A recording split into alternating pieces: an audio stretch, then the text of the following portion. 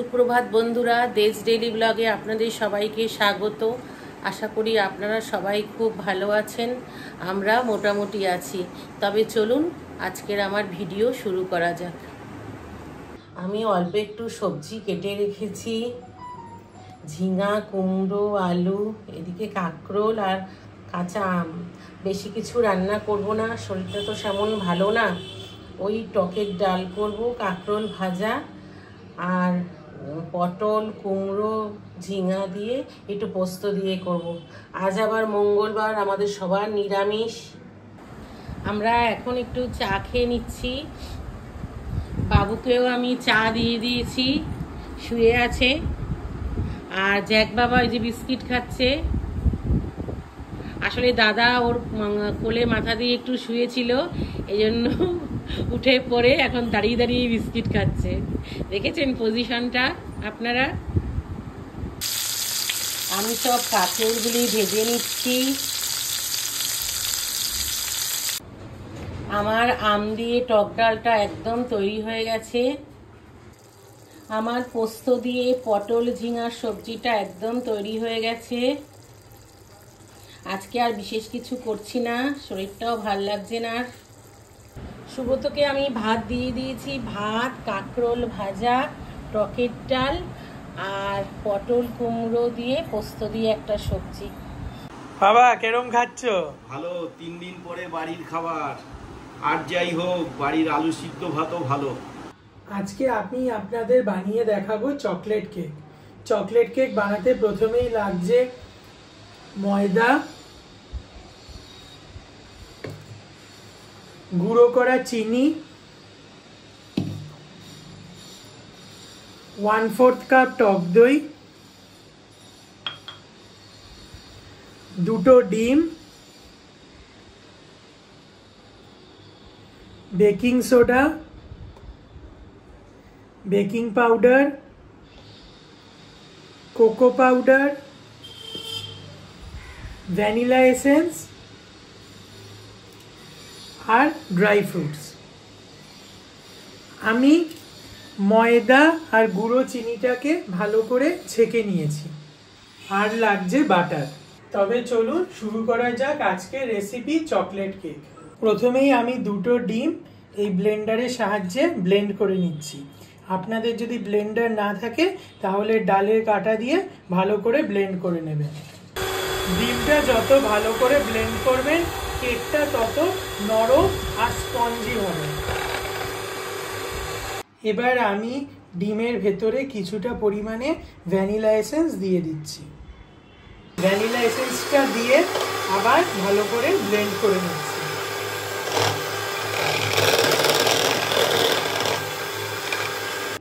এবার একটা পাত্রে ময়দার মধ্যে আমি চিনিটা মিশিয়ে দিচ্ছি।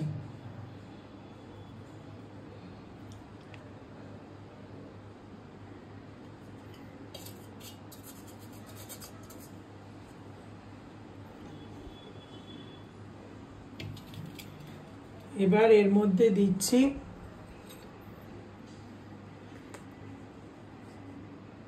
1 চামচ বেকিং পাউডার,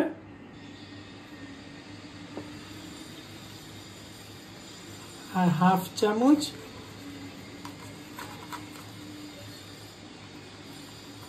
বেকিং সোডা।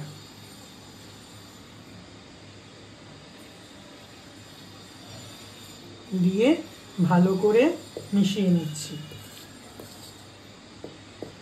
এবার এই ময়দাটার ভেতরে আমি 1/4 কাপ দই দিয়ে দিচ্ছি।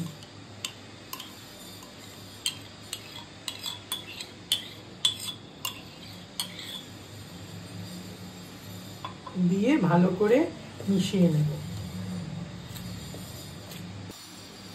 এবার আমি 2 চামচ কোকো পাউডার ময়দাটার ভেতরে ছেঁকে দিয়ে দিচ্ছি।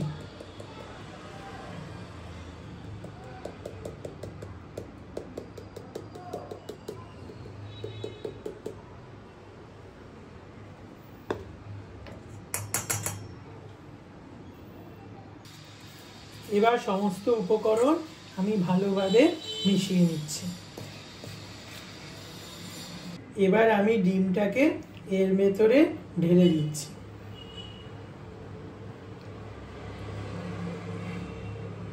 দিয়ে ব্লেন্ডার দিয়ে ভালো করে ব্লেন্ড করে নেব।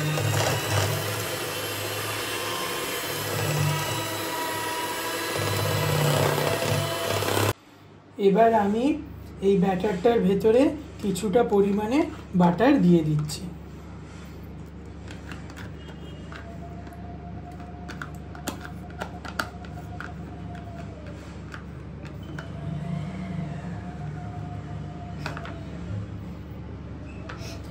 দিয়ে ভালো করে মিশিয়ে নিচ্ছি।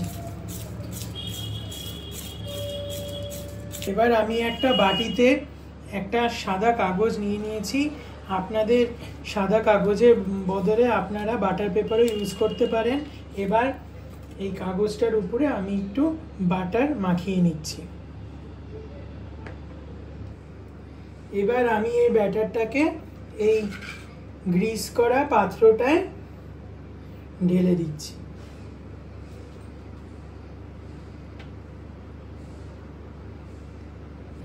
কিছুটা ব্যাটার ঢালার পর আমি এর উপর ড্রাই ফ্রুটস দিয়ে দিচ্ছি।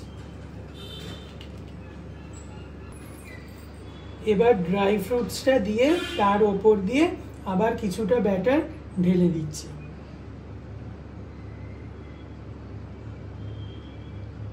এবার আমি বাটিটাকে এরকমভাবে ট্যাপ করে নিচ্ছি যাতে ভেতরে এয়ার বাবলসগুলো বেরিয়েছে। এবার আমি আবার উপর দিয়ে কিছুটা ড্রাই ফ্রুটস দিয়ে দিচ্ছি।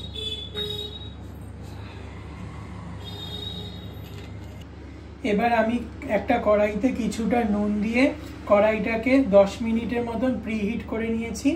আমার গ্যাসের ফ্লেমটা একদম লোতেই আছে। এবার এই নুনটার ওপরে একটা স্ট্যান্ড বসিয়ে দেব।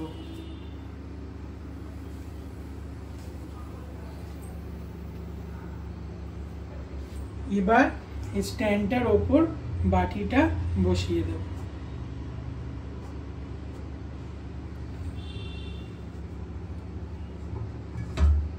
বাটিটা বসিয়ে ঢাকনা দিয়ে দেব। এবার ঢাকনা দিয়ে গ্যাসের ফ্লেমটাকে একদম লোয়ে রেখে 30 মিনিট মতো কেকটাকে বেক করতে দেব। ফিরে এলাম আধ ঘন্টা পর। আমার কেকটা মোটামুটি রেডি হয়ে গেছে। এবার আমি একটা কাঁটার সাহায্যে এরকমভাবে একটু ফুটিয়ে দেখে নিচ্ছি। দেখতেই পাচ্ছেন বন্ধুরা, কাঁটার গায়ে কিছু লাগেনি, তার মানে আমার কেকটা বেক হয়ে গেছে।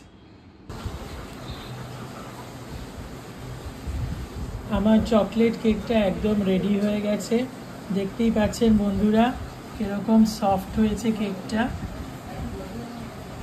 আপনারা ওই কেকটা একদিন বানিয়ে ট্রাই করবেন, খুব ভালো লাগবে। শুভ সন্ধ্যা বন্ধুরা, আমি আর মা এখন একটু বেরোচ্ছি। মার জন্য একটু ওষুধ কিনতে হবে আর একটু প্রেস্টিজের দোকানে যাব। মা একটা হাঁড়ি কিনবে।